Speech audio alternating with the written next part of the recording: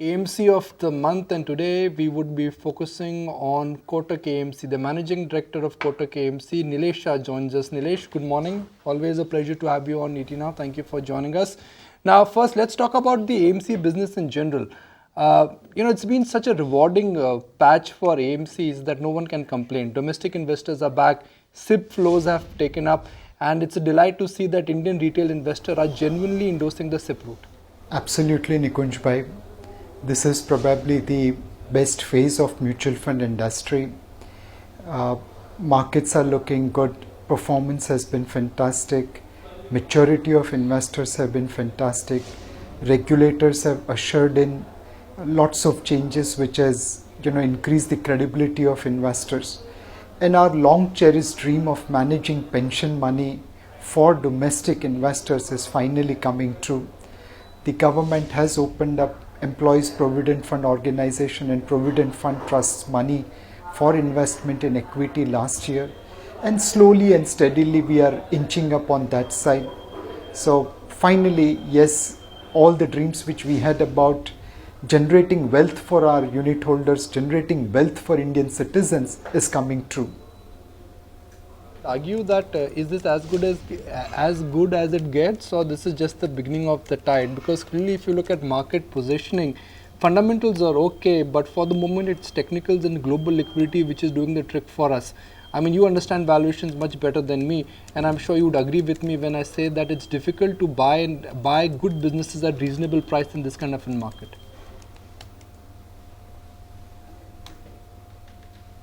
Undoubtedly, for probably next 3 to 6 months, market looks little bit on the fair value plus side. It's the liquidity which has driven up the prices. The earnings are not yet following up in all the counters as much as they are supposed to be or required. All the results which have come from June 16, I mean, half the results even in Nifty stocks are probably going to result into earnings downgrade. So there is no doubt that today's market is little bit fair value plus. But this liquidity is not blind liquidity which we had seen during the telecom media and telecom bubble in 2000 or in infrastructure bubble in 2008. This liquidity is driven by the hope of better future. One, it is coming because India is following the path of fiscal prudence. For last 2 years, we have reduced our fiscal deficit and we are committed to do it in next year as well. When the world is awash with liquidity, giving negative interest rates, throwing debt on everything, India is setting a different example. The second thing is liquidity infusion. Between 2010 to 2016, in order to control inflation, we ran tight liquidity, deficient liquidity in banking system. Now RBI has done open market operations to bring liquidity back to neutral level. This will ensure enough credit flow in economy, which will reduce working capital cycle and encourage growth. We are lucky with monsoon this year after 2 years of below average monsoon.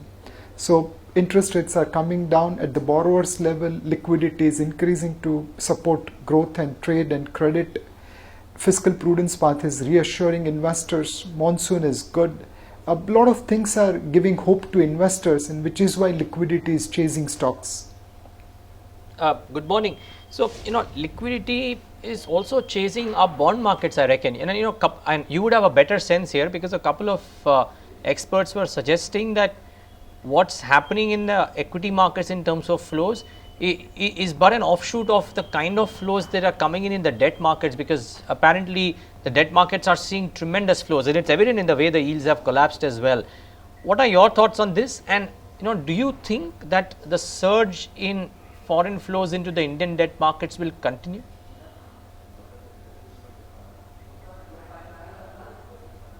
I think more than the foreign flows, it is the domestic flows which have supported the debt market. And this is all kudos to Reserve Bank of India, which has gone out and established credibility of Indian monetary policy. We have seen inflation tamed over last couple of years, courtesy one drop in oil prices, but also courtesy following a tight monetary policy. The wholesale price inflation, after remaining in negative territory for many months, has just started inching up, but it is well below our comfort level.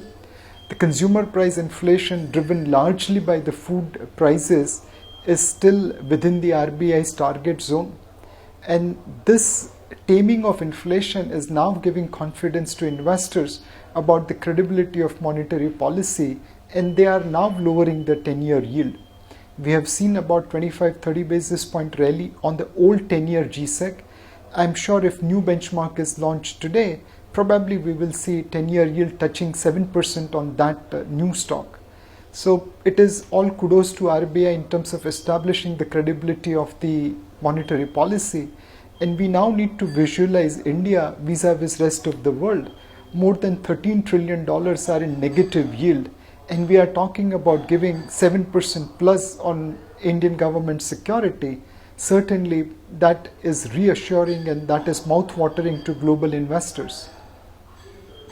Nilesh, but how critical would it be for easing monetary stance from the Reserve Bank as well? We know that there are indications that inflation is coming off, especially food inflation. But do you think it would be imperative that we see rate cuts by the Reserve Bank for the bond market strength to continue to hold on for, say, the next 6 months to 1 year?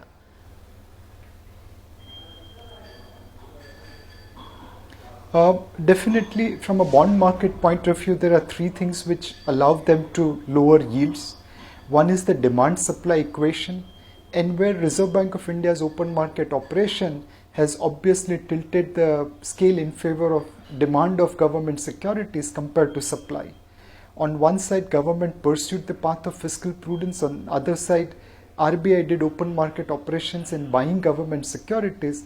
Both these things have resulted into demand supply equation in favor of lower yields. The second thing is in terms of rate cut direction.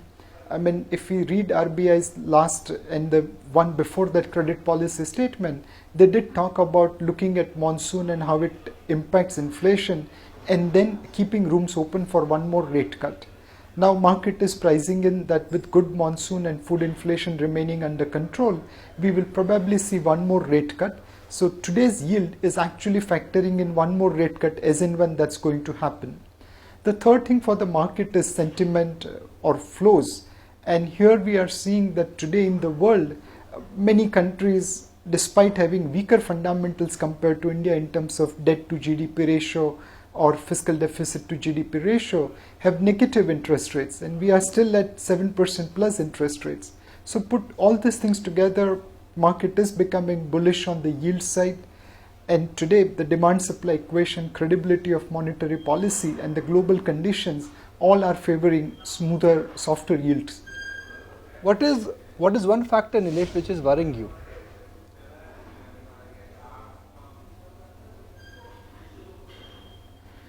The worry will be definitely related to global side.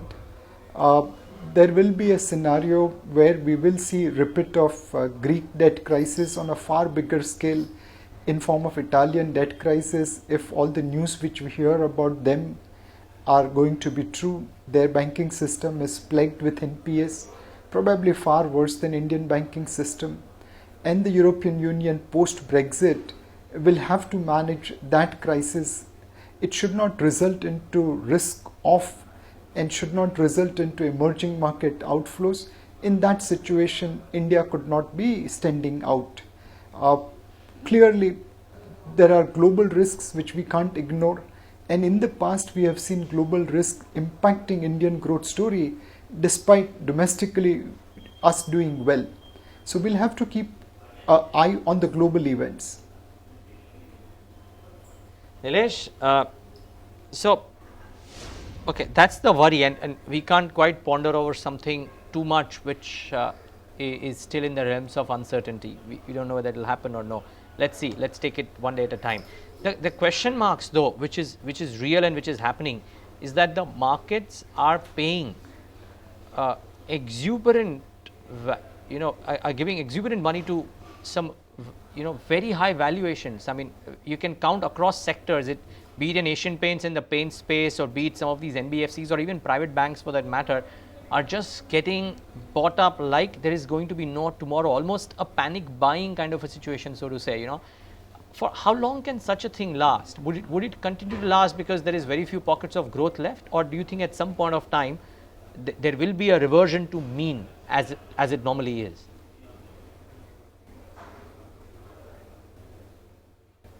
I mean, we have seen reversion to mean happening when the companies over a longer period of time are unable to deliver expected earnings growth in the as factored in by the market. But as of today, we must understand that yes, there are certain stocks where valuations are extremely high. Some of the stocks valuations are high because there is no supply. There's never going to be any supply in that paper. So the limited stock is resulting into prices remaining elevated. Some of the stocks, there is always this hope that the parent will come and do the delisting offer, and there are cases in the past where the parent's delisting has been at reasonable premium to market price.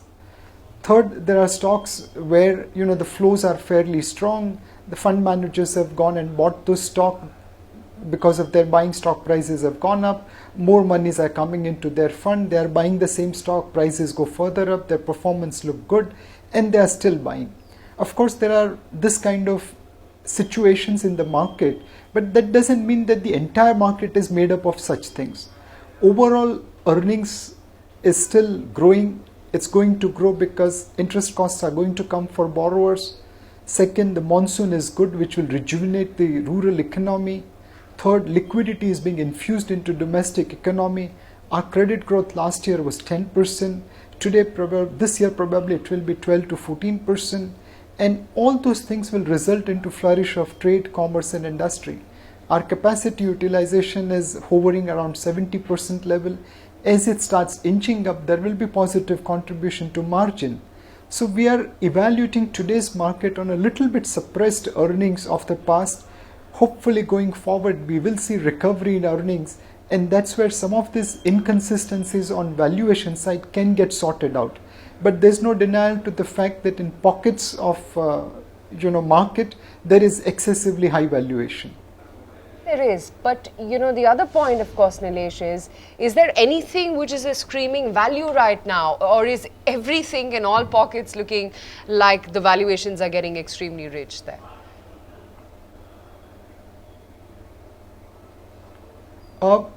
I will say there are very few pockets of value left because India is a growth market. Today, one can debate whether we are growing at 7%, 7.5%, but the fact remains that our growth is without spending credit. Our growth is without going into debt trap. Whereas globally, after giving negative interest rates, after giving quantitative easing, after exhausting every alphabet in English dictionary, in terms of providing packages, they are still not growing. So compared to rest of the world, we are still growing at a reasonable pace, and we are a growth market. There's no point in talking about value. If you want to participate in the growth journey of India, you will have to pay a fair price. The market is not going to be so kind that you can enter at cheap prices. Nilesh, for about 2 quarters, or a little over 2 quarters, we've been arguing that large cap stocks, they offer better value, they're better companies. If the cycle turns, the cost of borrowing, the balance sheet strength will be better. And mid caps are rich and they are not great businesses. But irrespective of this argument, mid cap stocks, they still continue to do well. So where are you on this debate of large cap versus mid cap?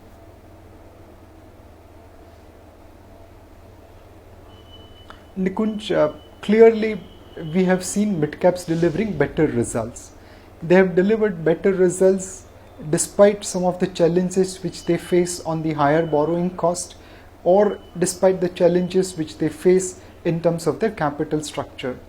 What has happened in the large cap space, a lot of them have global connection, whether through commodity prices, whether through global operations, and global markets have not been very kind to them.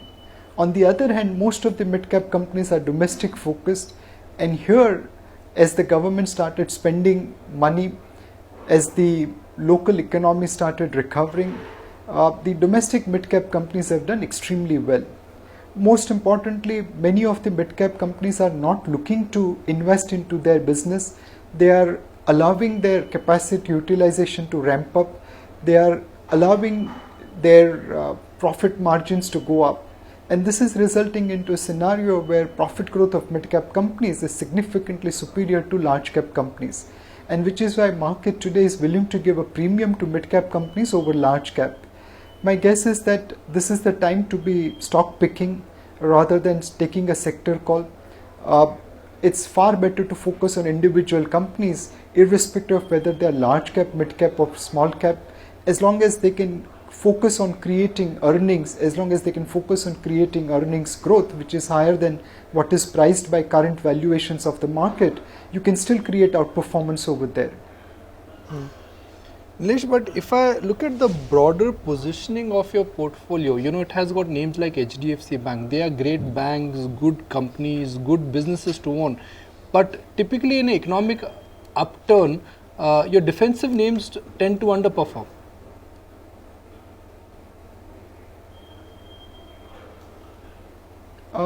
Undoubtedly, but if we see, and we are not allowed to speak stock specific, but I will still take the liberty, and please remember that I am an investor in that stock and I am advocating that stock. But the fact remains that this is the bank which is almost doubling itself every third or fourth year. Now, where in the world you are going to get this franchisee and this quality and this growth? I think it's time now no longer to focus on what's going to give me 20% return tomorrow. I think I should be focused on what's going to give me 20% return compounded per annum for next 5-6 years. I'm not at all suggesting that HDFC Bank will deliver that kind of return. It could be less, it could be more. But it's all about compounding your wealth rather than hitting 6 and 4s every day. So, Nilesh, let's take the clock forward and really forward. 2020, we're in 2016. So when we will look back in 2020 and if you have to analyze a list of outperformers, which sectors, which clan or which group do you think will throw up the maximum number of winners?